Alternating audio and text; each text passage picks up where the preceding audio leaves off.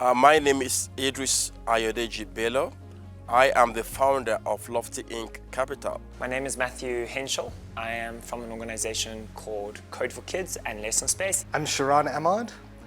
I'm the CEO and founder of the healthcare technology business Recomed. My name is Spencer Horn. I'm the founder and CEO of Cloudline. My best experience has been the ongoing learnings. Every single day, something new arises. And I have a new opportunity to introspect, to learn, to face the hard lessons, and to transform. My best experiences have to be those moments where you hear from the very end user of how much they're loving your product. And then I think that's also sometimes the worst or the curse of EdTech, is we get stuck in this mode of thinking about trying to make a high impact, but often forget about making a sustainable business. The worst experience, I would say, is that there are some large, highly litigious companies defending X amount of market share in this very large space that's hard to get into. So my worst experience has probably been threatened with cloning of our technology by a major player and not being sure what our options were, whether we'd have to sue them or whether we'd have to out-innovate them. I think the worst moments for me have been people evoking the past memories about Africa and the hopelessness of the continent to assume that is what the future will be about. Just seeing people who were just so blind to the possibilities of the continent.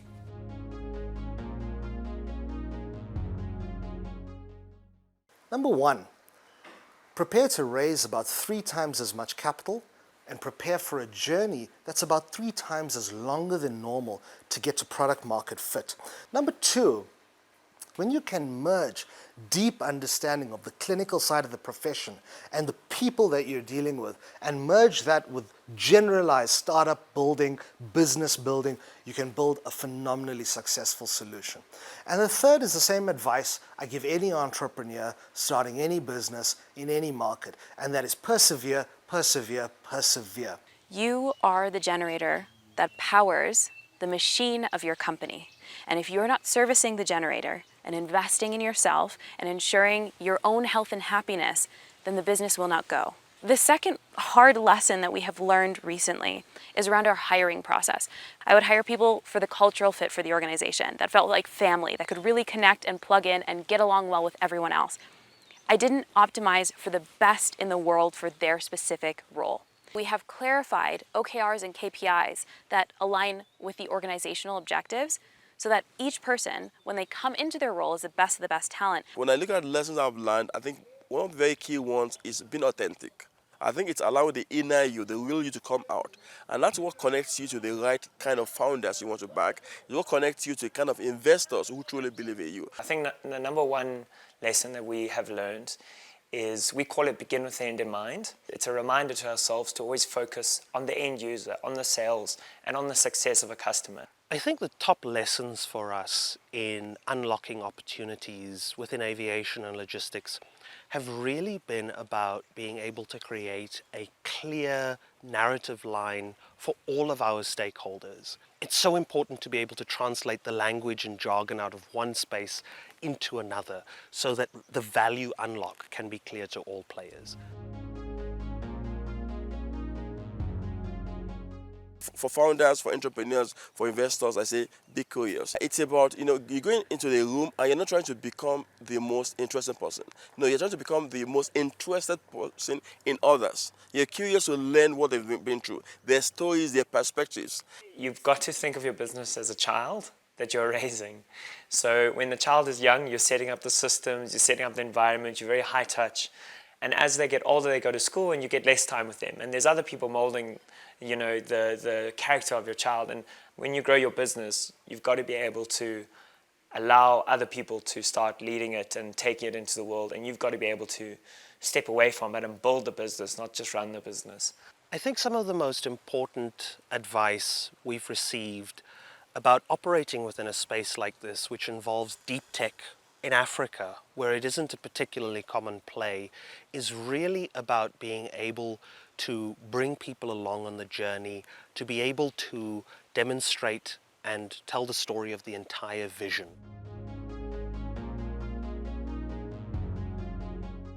The big myth of health tech and around healthcare technology as a business for founders is that because healthcare is a social good, and because governments are so involved in healthcare, and because healthcare needs to try to be delivered to as many people as possible at the lowest cost possible, that there's poor or slim opportunities for entrepreneurs to enter the sector, add value, and turn a profit and become successful for them and their shareholders building a business in the space. It needs innovation, and it needs young minds coming in with bright thinking to innovate and reinvent systems so that we can provide more healthcare to more people at an affordable price.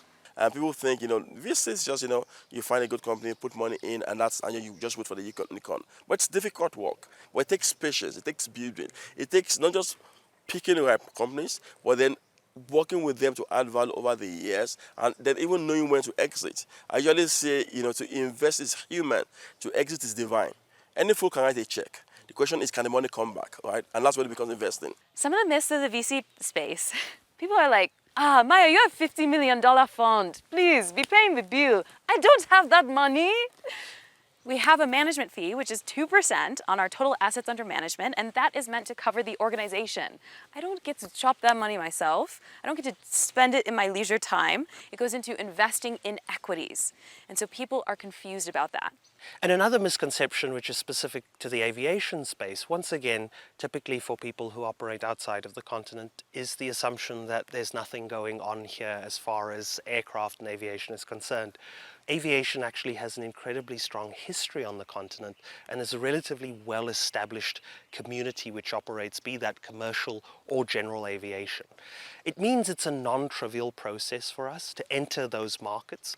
We have to negotiate our way with existing players, and in many places partnering up with those players in order to scale more rapidly is in fact the answer, rather than to enter spaces with a pure disruption mindset.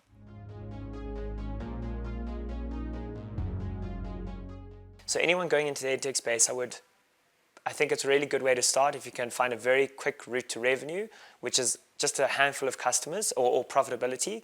And this typically lends itself to something in the B2B space. I would avoid, going first into government or going first into B2C. Advice I would give to somebody looking to venture in the VC space is don't wait until you've cultivated all the skills. If you have unique insights into a demographic, into a sector, that is real material value. We have young people coming into the fund who may not have 10, 20 years of professional experience, but they are living, breathing consumers in our target demographic and can communicate to us, this is interesting, or this is what's happening on ground, or these are the emerging trends that we're seeing. Invaluable. I would encourage anyone thinking about venturing into this sector to jump in with both feet forward and to do it boldly.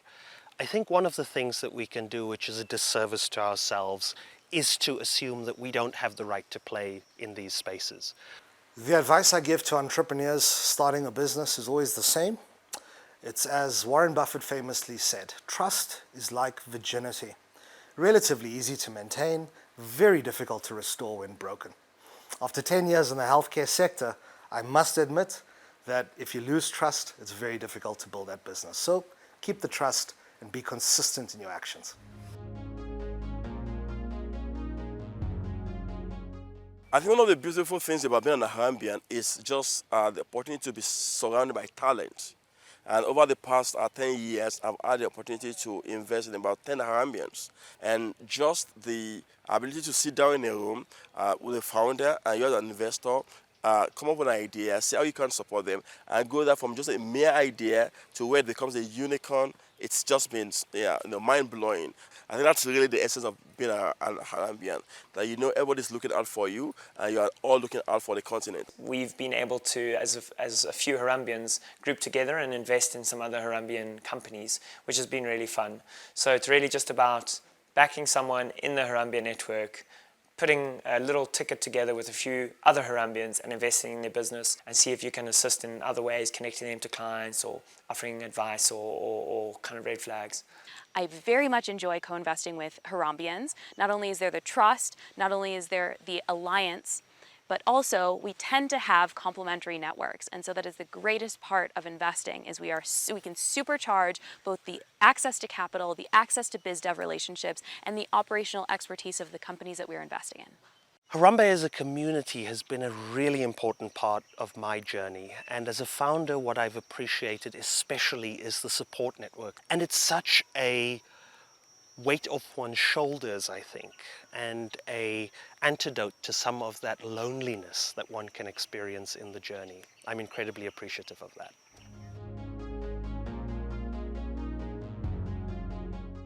Being a Harambean means being committed to the transformation of our continent. It means linking arms with those around us for the betterment of Africa now and for the infinite future as we come to lead the rest of the world. I think being surrounded by a band of likely-minded Africans with similar educational backgrounds, with the same zeal and aspirations, I think it's been that guiding post for my journey over the past 10 to 14 years. And it's been the family I go back to when I get stuck. It's the family I celebrate with when I have my wins, right? And it's the family I get to support, and that's really what Harambe has been for me. To me, being a Harambean is a privileged position where we've been identified as entrepreneurs that can potentially contribute to the good of our society, the good of our nation, and the good of our continent as a whole. Being an Harambean to me means holding a core belief about the potential of this continent and doing everything in my own capacity to bring others on board with that belief. I think the most powerful part of this alliance is how we serve others. And ultimately that service is Africa focused, and how can we be of service to the African continent.